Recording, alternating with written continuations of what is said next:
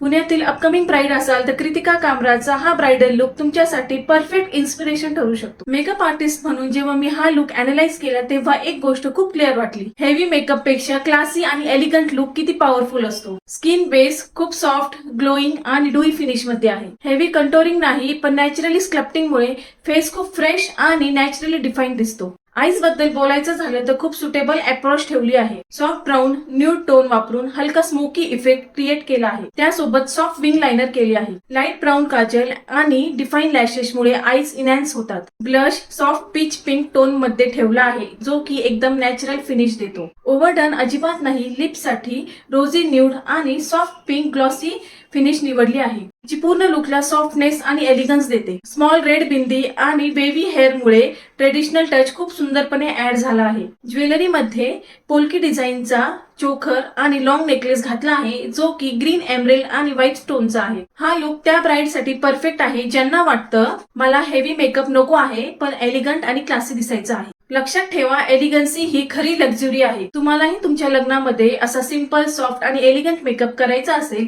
तर कमेंट मध्ये सिंपल असं टाइप करा, मी तुम्हाला पर्सनली गाईड करेन।